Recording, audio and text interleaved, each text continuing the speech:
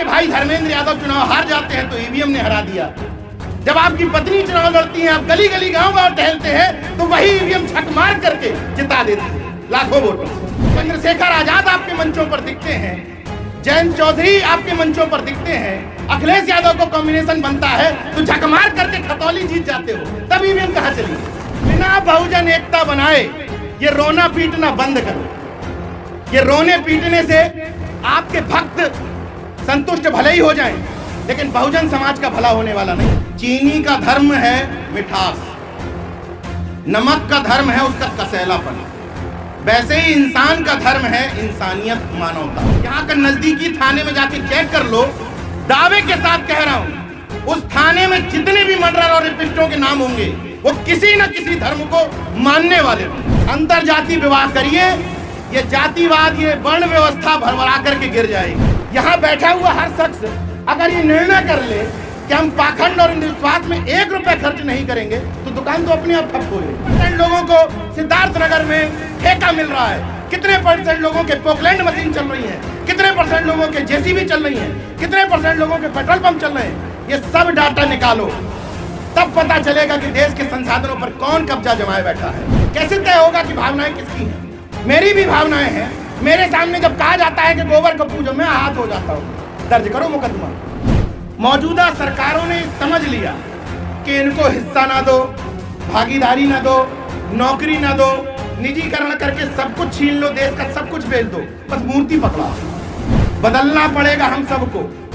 अब ये मूर्ति, माला, मंत्र, जयकारों में नहीं फंसना है, हिस्सा मांगना है, अपना हिस्सा। जनता राशन में बिकने को तैयार, जनता पखाने में बिकने को तैयार हो, कहते हो कि नेता न बिकने वाला चाहिए। ये कैसे हो जाएगा? जो आपने गुलाम वहां पर भेजे हैं संसद में और विधानसभाओं में, उनसे सवाल करें कि जब ये सब हो रहा था, जब संविधान खतरे में था, देश बिक रहा था, तो संसद में बैठ के तुम कर क्या रहे? ऊँग रहे थे क्या?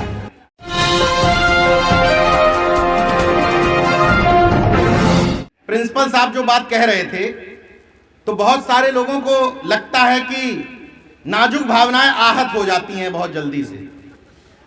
तो जिन लोगों की नाजुक भावनाएं आहत हो जाती हैं, उनसे मैं ये पूछना चाहता हूं कि धर्म के बारे में जानते भी हैं कि धर्म होता क्या है? धर्म क्या होता है? चीनी का धर्म है मिठास, नमक का धर्म है उसका कसैलापन, वैसे ही इंसान का धर्म है इंसानियत, मानवता। अगर धर्म से, तथाकथित पाखंडों से लोगों के अंदर इंसानियत और मानवता आ रही होती तो यहां जितने लोग पुलिसकर्मी यहां बैठे खड़े हुए हैं, यहां का नजदीकी थाने में जाके चेक कर लो, धर्म को मानने वाला व्यक्ति रेपिस्ट और मर्डर नहीं होना चाहिए था।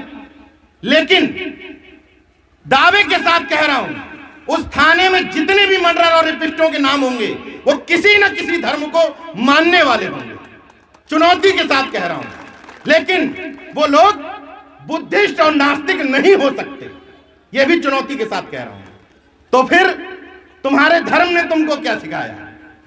वो लोग जो अपने आप को धार्मिक और मतांध कहते हैं, गुलाम कहते हैं, वो लोग चूहे को गणेश का वाहन मानते हैं, वो अपने घरों में चूहे को मारने के लिए चूहा मार दवा रखते हैं, और हमारे जैसे नास्तिक लोग पिंजड़ा रखते हैं। तो मानवता किसके अंदर है? इंसानियत किसके अंदर है? जो लोग सुबह से शाम तक धर्म का राग लाते हैं, वो टेबल के नीचे से घूस लेते हैं, और हम लोग अपना पैसा लगा लगा करके समाज को जगाने का काम करते हैं। तो असली धार्मिक लोग कौन है? ये धर्म की परिभाषा गलत कर दी गई। जिस तरीके से एक बना दिया गया कि जो सुबह से लेकर शाम तक बड़ी तेजी से चिल्लाएगा जय श्री राम, वो उतना बड़ा धार्मिक, वो चाहे मर्डरर हो चाहे रेपिस्ट हो। उसकी काट में हमने बनाया, बाबा साहब को ना मानता हो, एनिलेशन ऑफ कास्ट को ना पढ़ा हो, उनके सिद्धांतों पे ना चलता हो, हाथ में लाल धागा बांधता हो, लेकिन बहुत तेजी से कहता हो जय जय जय जय जय भीम। ये दोनों ही चीजें एक दूसरे की पूरक हैं। रट्टू तोता मत बनो। अभी विधायक जी ने ताली की बात बताई ना, तो ताली थाली खूब बजी। क्यों बजी? क्योंकि हमने रट्टू तोता बनाया।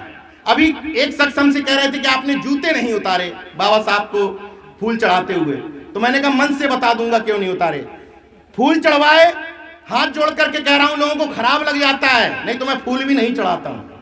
बाबा साहब मेरे दिल में जीवित हैं, मरे नहीं हैं, इसलिए उनके काम को पूरा करता हूं, फॉर्मेलिटी में वक्त जाया नहीं करता हूं।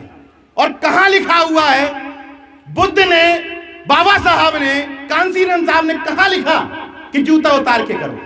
अगर तुम आस्थावान हो तो तुम्हारी आस्था और लिंग पर चढ़ने वाली आस्था में कोई अंतर नहीं है। मैं आस्थावान व्यक्ति नहीं हूं, बाबा साहब को अपने दिल में जीता हूं, उनके काम को, उनके विचारों को लोगों के बीच में पहुंचाता हूं, इन फॉर्मेलिटी के चक्कर में नहीं फंसता, न माला पहनता हूं न पहनाता हूं। क्यों? जब हम कहते हैं कि बाबा साहब हमारे दिलों में जीवित हैं, उनका काम हमारे दिलों में जीवित है, हम कहते हैं कि संविधान जिसको बचाने की आज बात चल रही है, वो संविधान लिविंग डॉक्यूमेंट है। यानी कि देश में जो कुछ भी घटित हो रहा है, जिस भी आईपीसी की धारा के तहत एफआईआर लिखी जा रही है, जिस भी धारा के तहत मुकदमे की सुनवाई हो रही है, वो सब कुछ संविधान और आईपीसी से आ रहा है। तो अगर एक लिविंग डॉक्यूमेंट जिस व्यक्ति ने दिया, वो मृतक कैसे हो सकता है, मर कैसे सकता है? तो जब वो जीवित है तो माला किसको पहना रहे हो? और हम तो जीवित हैं, इसीलिए यहां बोल रहे हैं। तो मुझे ये गर्व है इस बात पर कि तमाम सारे मुर्दों की फहरिस्त में हम लोग जीवित हैं। तो जीवित लोगों को मुर्दा मत बनाओ, माला मत पहनाओ। अनुरोध कर रहा हूं, बाबा साहब से अगर सीखना है तो एनिहिलेशन ऑफ कास्ट में उन्होंने जो सबसे बड़ा सूत्र दिया जातिवाद को तोड़ने का, वो है अंतरजातीय विवाह। अंतरजातीय विवाह करिए, ये जातिवाद, ये वर्ण व्यवस्था भरभरा करके गिर जाएगी। लेकिन दिक्कत क्या है? दिक्कत ये है जो अभी बताया प्रिंसिपल साहब ने कि सब लंबरदार हैं। बैकवर्ड की तो सारी जातियां छत्री हैं, कुर्मी छत्री, अहीर छत्री, मौर्य छत्री और निषाद भी हैं, जल पछाड़ छत्री। तो जो छत्रित्व का बोझ लादे हुए हो, उस छत्रित्व के बोझ की वजह से जब ऊपर वाला तुम्हारी तरफ देखता है, वर्ण व्यवस्था वाला, तो तुम कहते हो हमें तो हीन भावना महसूस हो रही है। तो तुम करते क्या हो? और नीचे देखते हो। ये हमारे सामने कहां लग रहे? हम इनको कुर्सी पे नहीं बैठालते हैं, हम इनको चारपाई पे नहीं बैठालते हैं। फिर उसको और बुरा लगा, उसने और नीचे देखा, बोले हम इनको देखते ही नहीं है सुबह से। उसको और बुरा लगा, उसने कहा ये हमारे सामने कहां लग रहे, ये हमारी किचन में नहीं घुसते हैं। और ऐसे कर करके हमने उस वर्ण व्यवस्था को जीवित रखा। क्यों? क्योंकि हम सब अपने अपने कंफर्ट जोन में थे कि यार हमसे नीचे कोई तो है। और उस कोई तो के चक्कर में वो लोग जो कहते हैं कि हम बाबा साहब को मानने वाले हैं, वो तेजी से नारे लगाते हैं। उन लोगों ने भी अंतरजातीय विवाह नहीं किए और इसी वजह से ये वर्ण व्यवस्था मजबूत होती चली गई। इसी वजह से सांप्रदायिक पार्टियां लगातार मजबूत होती चली गई।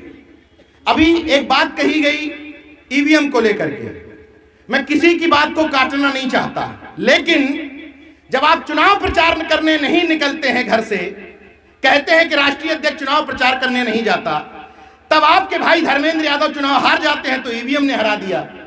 जब आपकी पत्नी चुनाव लड़ती है, आप गली गली गांव गांव टहलते हैं, तो वही ईवीएम झक मार करके जिता देती है लाखों वोटों से। वही ईवीएम कहां चली गई? फिर ईवीएम। जब आप कॉम्बिनेशन बनाते हैं, चंद्रशेखर आजाद आपके मंचों पर दिखते हैं, जयंत चौधरी आपके मंचों पर दिखते हैं, अखिलेश यादव को कॉम्बिनेशन बनता है, तो झकमार करके खतौली जीत जाते हो, तब ईवीएम कहां चली गई? बिना बहुजन एकता बनाए ये रोना पीटना बंद करो। ये रोने पीटने से आपके भक्त संतुष्ट भले ही हो जाएं, लेकिन बहुजन समाज का भला होने वाला नहीं है। मैं बार बार कहता हूं कि वो ताकतवर नहीं है, वो विद्वान नहीं है, हम मूर्ख हैं। आप गोबर पूजना बंद कर दो, इनकी विद्वता धरधा के गिर जाएगी। जब तक गोबर पूजते रहोगे तब तक उस तरफ विद्वता दिखाई देती रहेगी। जिस दिन खड़े होकर के चुनौती देने लगे, विज्ञान और तर्क की बात करने लगे, इनकी विद्वता भरभरा के गिर जाएगी। चैलेंज देता हूं इस बात का। महिलाएं यहां पर बैठी हुई हैं, पता है आपके मुख्य अतिथि ने क्या किया था? गणेश लक्ष्मी पूजन के दिन आपके मुख्य अतिथि ने अपनी पत्नी को पूजा था लक्ष्मी के रूप में, मिट्टी की मूर्ति को नहीं पूजा था। ऐसा मुख्य अतिथि आपके बीच में बैठा है, तो इतना ही सीख लो इनसे। ये जितने लोग सेवन करके आते हैं रात्रि में, अपनी महिलाओं को परेशान करते हैं, पत्नियों को परेशान करते हैं और कहते हैं मैं बाबा साहब का सच्चा सिपाही हूं। वो कम से कम अपने मुख्य अतिथि से ये सीख लें कि उन्होंने परंपरा शुरू की है कि हमारे घर की असली लक्ष्मी हमारी पत्नी है, कि अगर पत्नियों का साथ ना हो तो हम लोगों की हैसियत है कि मंचों पर जाकर भाषण ठोक लें, नहीं है। उतना ही पत्नी का भी वो रोल है, इसलिए पत्नियों को भी इज्जत देना शुरू करिए। जो वर्ण व्यवस्था का सिस्टम है ना, वो हमारे घरों में भी लागू है। महिलाओं के साथ वही वर्ण व्यवस्था का सिस्टम लागू किए हुए हैं। फलानी जिज्जी ऊपर बैठेंगी तो फलानी नीचे बैठेंगी। ये कौन कहता है घर में आकर के? या आप लोगों ने अपने घरों में सिस्टम बना के रखे हैं कि इनके सामने सास ऊपर बैठी है तो बहू नीचे बैठेगी। यही तो वर्ण व्यवस्था है, यही तो जाति का सिस्टम है, ऊपर नीचे वाला। तो उनको भाड़ में जाने दो। मैं कहता हूं वो जो कर रहे हैं वो अपने लोगों के लिए बिल्कुल ठीक कर रहे हैं। भाई जिसका एंटीना बढ़ाने से, जिसको सूंड पूजने से, जिसको गोबर पूजने से पैसा मिल रहा है, जिसका धंधा चल रहा है, उससे हम क्यों रोकने जाएं उसको?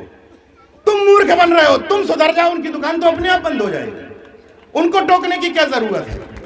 यहां बैठा हुआ हर शख्स अगर ये निर्णय कर ले कि हम पाखंड और अंधविश्वास में 1 रुपया खर्च नहीं करेंगे तो दुकान तो अपने आप ठप हो जाएगी। दुकान चल तो आप लोगों के दम पे रही है। ये पाखंडी कथावाचक जो कहते हैं आप लोगों से कि बच्चों को साल भर ना पढ़ाओ और बेलपत्री चिपकवा दो शिवलिंग में, तो उनको पूजने और उनके यहां पैसा चढ़ाने कौन जाता है? आप लोग जाते हैं।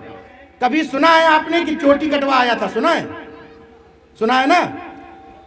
सबने सुना होगा चोटी कटवा आया, लेकिन किसी की चोटी कटी नहीं कटी। सबने सुना होगा कि मुंह नुचवा आया, किसी का मुंह नुचा नहीं नुचा। तो आया कहां? वही झूठ और भ्रमजाल का तंत्र जो आपके चारों तरफ घुमाया जाता है। वही एक झोली वाला बाबा आता है, दाढ़ी बढ़ाता है, जाल बिछाता है, जुमले सुनाता है और आपको राशन में और लैट्रिन में फंसाता है और अब फंस जाते हैं। वहीं से आते हैं ये सब जुमले।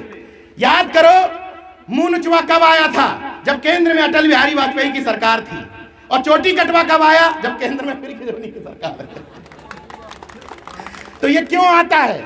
ये समय समय पर ये चेक करने के लिए आता है कि अभी भी इस देश के लोगों को शिक्षा चाहिए, रोजगार चाहिए, हिस्सेदारी चाहिए, भागीदारी चाहिए या मंदिर का घंटा चाहिए। तो वो समय समय पर ये चेक करते हैं कि अभी कितने मूर्ख हैं, मूर्खता का कितना लेवल है, उतना ही लोगों को घंटा पकड़ाओ। और हमारा सुन के अगर ठीक लग रहा है तो हमसे भी सीख सकते हो कि मेरे लखनऊ के घर में भूत और भगवान दोनों का प्रवेश वर्जित है। गौर से सुन लीजिए। और अगर इस क्षेत्र में किसी तांत्रिक में हिम्मत हो तो मुझे लखनऊ जाने से रोक ले। भाई तुम्हारे तंत्र विद्या में शक्ति हो तो खुले चुनौती दे रहा हूं, किसी में हैसियत हो तो रोक ले। क्यों नहीं है? क्योंकि मैं विज्ञानवादी व्यक्ति हूं। मैं विज्ञान और संविधान को मानता हूं और संविधान बचाओ महासम्मेलन में ये मुझे बताना पड़ेगा कि संविधान का आर्टिकल 51A का जा देश के नागरिकों से यह अपेक्षा करता है कि हमें वैज्ञानिक, तार्किक और मानववादी दृष्टिकोण पैदा करना है। और वो इन सरकारों से भी अपेक्षा करता है, हमारे देश का संविधान, कि हम धार्मिक गतिविधियों में कोई भी सरकार आवश्यकता से अधिक पैसा खर्च ना करे। यानी कि जो भी सरकार धार्मिक गतिविधियों में आवश्यकता से अधिक पैसा खर्च कर रही है वो संविधान के साथ उल्लंघन कर रही है। तो हम सब लोगों की डिमांड है, मुझे लगता है यहाँ तो कोई व्यक्ति ऐसा नहीं होगा जो सहमत ना हो कि जातिवार जनगणना होनी चाहिए। सब सहमत हैं? सब सहमत हैं? भाई हम कहते हैं कि अगर तुम्हें लग रहा है कि ओबीसी में फलाने का हिस्सा ये खा रहे हैं, एससी में इनका हिस्सा ये खा गए, इनका हिस्सा ये खा गए, तो भाई इस कंफ्यूजन को दूर करने के लिए जातिवार जनगणना करवा दो पूरे। और जातिवार जनगणना का एक बात क्लियर कर लीजिए, जातिवार जनगणना का मतलब ओबीसी को गिनना नहीं है। जातिवार जनगणना का मतलब एससी को गिनना नहीं है, एसटी को गिनना नहीं है। जातिवार जनगणना का मतलब है इस देश में ओबीसी, एससी, एसटी समेत सवर्णों को भी गिनो। ये भी बताओ कि कौन किसका हिस्सा खा रहा है। देश के कितने संसाधनों पर कितने % लोग कब्जा जमा कर बैठे हैं, कितने % लोगों को सिद्धार्थनगर में ठेका मिल रहा है, कितने % लोगों के पोकलैंड मशीन चल रही है, कितने % लोगों के जेसीबी चल रही है, कितने % लोगों के पेट्रोल पंप चल रहे हैं। ये सब डाटा निकालो, तब पता चलेगा कि देश के संसाधनों पर कौन कब्जा जमाए बैठा है। ये भी बताओ कि तुम्हारी सरकार बनने के बाद तुम्हारे मित्र अचानक से जो देश के टॉप 100 में आते थे, एशिया का नंबर 1 अमीर आदमी कैसे हो गया? किसानों के 20,000 रुपए 30,000 रुपए लेने के लिए ट्रैक्टर खींच ले जाएंगे, कई गाड़ी खींच ले जाएंगे, घर की कुर्की कर देंगे, किसान परेशान घूमेगा 20,000 रुपए के लिए। और हमारे मोदी जी के जितने भी धन्ना सेठ मित्र हैं, कारोबारी मित्र हैं, ऑन रिकॉर्ड बोल रहा हूं कि उनके कोई भी कारोबारी मित्र के पास 2,000 करोड़ 3,000 करोड़ रुपए से ज्यादा का कर्जा है बैंकों का, लेकिन अभी भी वो कर्जा मांगेंगे तो फिर मिल जाएगा। इसलिए मैं कहता हूं कि देश दोहरे संविधान से चल रहा है। एक संविधान हम लोगों पर लागू है कि जरा सा कुछ बोला वो लोगों की भावनाएं आहत हुई और मुकदमा दर्ज, और दूसरी तरफ भैया तुम कैसे तय करोगे कि तुम्हारी भावनाएं किस चीज में आहत हो रही हैं? ये भावनाओं को आहत करने का सिस्टम क्या है? अगर तुम मेरे सामने पाखंड की बात करते हो, धार्मिक आयोजनों की बात करते हो, तो मेरी भावनाएं आहत होती हो, मुकदमा दर्ज करो। कैसे तय होगा कि भावनाएं किसकी हैं? मेरी भी भावनाएं हैं। मेरे सामने जब कहा जाता है कि गोबर को पूजो, मैं आहत हो जाता हूं, दर्ज करो मुकदमा। कौन तय करेगा कि भावनाएं किसकी नाजुक हैं और कैसे आहत होंगी? इसलिए संविधान को बचाना है तो कैसे बचाना है? एक्चुअल में संविधान को खत्म कभी नहीं किया जाएगा, आरक्षण को खत्म करने की घोषणा कभी नहीं की जाएगी, लेकिन इनको इस स्थिति में पहुंचा दिया जाएगा कि इनके रहने न रहने का कोई मतलब नहीं रह जाएगा। इसी संविधान के रहते हुए आपकी तरफ से भेजे गए 131 सांसद जो एससी और एसटी सीट की बदौलत चुनकर के संसद में पहुंचे हैं, 131 सांसद, ओबीसी के भी उसमें शामिल हैं, लेकिन ओबीसी की सीट अलग से रिजर्व नहीं होती है लोकसभा और विधानसभा में, लेकिन 131 ऐसे हैं जो बाबा साहब के संविधान के दम पर चुन करके पहुंच रहे हैं। वो 131 मूर्ख दर्शक बन के बैठे रहते हैं, और ओबीसी का तो सिस्टम फिक्स है कि ढूंढा जाता है कि सर्वश्रेष्ठ गुलाम कौन, जो जिस जाति का सर्वश्रेष्ठ गुलाम होता है उसको उठा करके मुखौटे के रूप में आगे कर दिया जाता है, जो गुलामी नहीं कर पाता है उसको बाहर का रास्ता दिखा दिया जाता है। शाहनवाज हुसैन एक्सेप्टेड है ना, है कि नहीं है? कहां तकलीफ है शाहनवाज हुसैन से?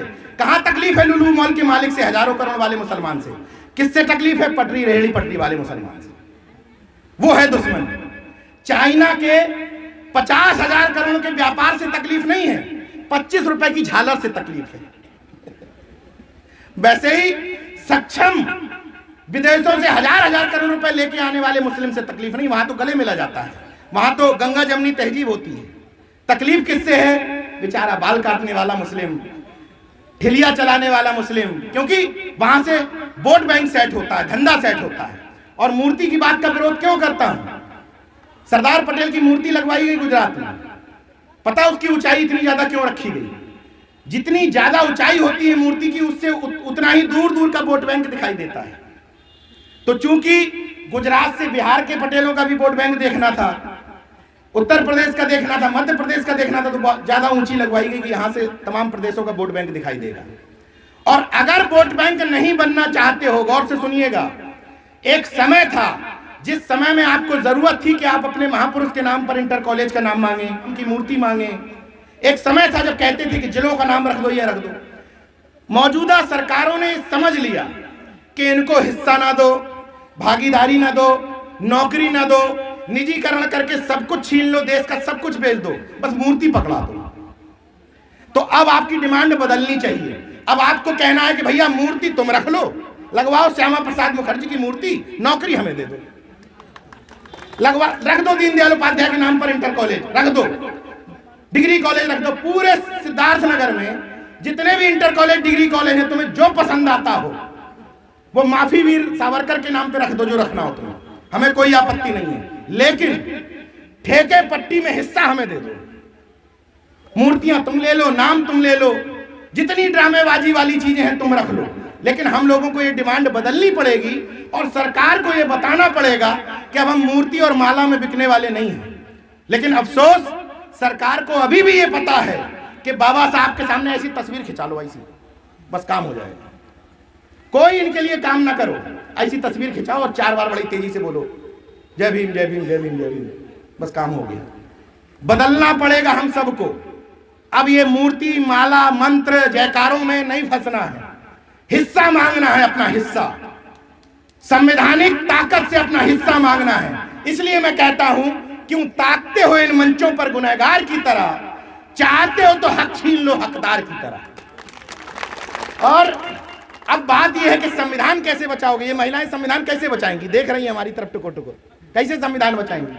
तो संविधान ऐसे बचाएंगी कि अडानी एशिया का नंबर 1 आदमी पैसे में, उसके वोट की जो कीमत है वही इनके वोट की कीमत है। ऐसे संविधान बचाएंगे। तो अगर नेता पाखंड विरोधी चाहिए तो जनता पाखंड विरोधी होनी चाहिए। अगर नेता ना बिकने वाला चाहिए तो जनता ना बिकने वाली होनी चाहिए। जनता राशन में बिकने को तैयार, जनता पखाने में बिकने को तैयार हो, कहते हो कि नेता ना बिकने वाला चाहिए। ये कैसे हो जाएगा? अपने अपने जमीर से पूछो, अपनी तरफ उंगली करते हुए, कि अगर सब कुछ बिक रहा है इस देश में, पूरी जिम्मेदारी के साथ कह रहा हूं कि गेल बिक रहा है, रेल बिक रहा है, सेल बिक रहा है, गेल बिक रहा है, भेल बिक रहा है, सब कुछ तो बिक रहा है। जो कहता था कि हमने रेलवे स्टेशन पर खड़े होकर के चाय बेची, वो रेलवे स्टेशन में बेच दे रहा है। गजब है। मतलब अंधभक्तों का पैमाना देखिए। जिसने किसी को कभी चाय बेचते नहीं देखा वो मान जाता है कि चाय बेची, लेकिन जो देश बेचते हुए देख रहा है नहीं मान रहा कि बेच रहा है। महिलाएं सुन लें गौर से, ये नजर बट्टू, कजर बट्टू, हाय, काला धागा, काला टीका, ये बच्चों को कोई जरूरत नहीं है। मेरा बेटा 3 साल का है, नाम है कबीर, उसको ना नजर लगती है, ना कजर बट्टू की जरूरत है, ना बजर बट्टू की जरूरत है। इसलिए ये इन पाखंडियों के बहकावे में नहीं आना है। और ये प्रण कर लो आज के बाद कि जितना पैसा कथा में, भागवत में, पाखंड में बचेगा, अपने बच्चों की शिक्षा में लगाओगे आप। जो कहते हो कि हमारे पास पैसा नहीं है, हम क्या करें, तो जाके वहां पैसा कैसे चढ़ाते हो? वो पैसा बचाओ, कथावाचकों के फेर में मत फंसो, अपनी बच्चियों को कम से कम कथावाचकों के फेर में मत फंसाओ। मैं खुल के नहीं बोलना चाहता हूं, तमाम कथावाचकों की लिस्ट बनाओ और देखो कि उनमें से कितने लोग रेप के आरोप में जेल जा चुके हैं। सब बुरे नहीं हैं। वही बात है कि हमसे लोग कहते हैं कि नीरज भाई सारे मुस्लिम गलत नहीं हैं, लेकिन जो इनमें फंस रहा है वो मुस्लिम क्यों है? तो हम भी पूछना चाहते हैं कि सारे गलत नहीं, लेकिन जो फंस रहे हैं वो तुम ही क्यों हो? सबकी जिम्मेदारी है कि अपने से सवाल करें और संविधान बचाने के लिए जो आपने गुलाम वहां भेजे हैं संसद में और विधानसभाओं में, उनसे सवाल करें। उनकी जयकारा लगाने की बजाय 20-20 किलोमीटर दूर से उनको रिसीव करने की बजाय पूछें कि जब ये सब हो रहा था, जब संविधान खतरे में था, देश बिक रहा था, तो संसद में बैठ के तुम कर क्या रहे थे? ऊँग रहे थे क्या? तुम्हारी जिम्मेदारी नहीं थी क्या इसको बचाने की? और अगर जिम्मेदारी थी तो अब अगर घर पे कोई वोट मांगने आए तो ये मत पूछना कि ट्रांसफार्मर दे दो, उससे ये पूछना कि संसद में और विधानसभा में जाओगे तो हमारे बच्चों के रोजगार की, हिस्सेदारी की, भागीदारी की, आरक्षण को बचाने की, संविधान को बचाने की लड़ाई लड़ोगे या नहीं। इसलिए संसद और विधानसभाओं में नकली वाला नहीं, जयकारा लगाने वाला नहीं, असली अंबेडकरवादी भेजना है, असली मंडलवादी भेजना है, असली अर्जकवादी भेजना है, असली विज्ञान और तर्क को मानने वाला भेजना है। असली, नकली तो तमाम। महिलाएं सुनिए, अगर मैं आप लोगों से कहूं कि किसी के पितर यहां अगल बगल खेत में गड़े हों, किसी के पूर्वज, तो हम कहें कि यहां पानी चढ़ाओ तो वहां चढ़ जाएगा खेत में? नहीं चढ़ेगा। तो यहां धरती पर चढ़ाने पे आसमान पर कैसे चढ़ जाता है? कैसे चढ़ जाता है? जब यहां का 500 मीटर दूर पे नहीं चढ़ रहा तो नीचे चढ़ाने पे ऊपर कैसे चढ़ रहा है? मैं सिर्फ ये चाहता हूं, सिर्फ एक चीज चाहता हूं, मैं समानता की बात करता हूं, क्योंकि संविधान कहता है लिंग, वर्ण, जाति भेद के आधार पर कोई भेदभाव नहीं करना है। तो मैं भी चाहता हूं कि सारे धंधे एक बराबर कर दिए जाएं। जिस तरीके से झाड़ू लगाने वाला पैसा लेता है, झाड़ू लगाता है, वो उसका धंधा। बाल काटने वाला बाल काटता है, पैसा लेता है, उसका धंधा। नाली साफ करने वाला पैसा लेता है, उसका धंधा। तो ईश्वर के नाम पर धंधा चलाता है, उसका धंधा नहीं हुआ। तो मैं कुछ नहीं चाहता, आपका धंधा आपको मुबारक, कोई मुझे तकलीफ नहीं, लेकिन ये कहो कि धंधा है। कल मुझे एक खबर पता चली, नेपाल से जो रुद्राक्ष 5 रुपए का आता है, 5 रुपए का, उसको 5100 रुपए में बेचा जाता है अभिमंत्रित करके। ये धंधा नहीं है। करोड़ों रुपए का खेल कर रहे हो, मुफ्त में जा करके कथा करो। एक भी पैसा ना लो कथा का, मान लेंगे कि तुम ईश्वर की भक्ति के लिए कर रहे हो, हमें तुमसे कोई आपत्ति नहीं है। इसलिए मैं फिर से कह रहा हूं कि हमें उनसे कोई आपत्ति नहीं, जिसका धंधा जैसे चल रहा हो चलने दो, लेकिन उस धंधे में आप शामिल नहीं होंगे।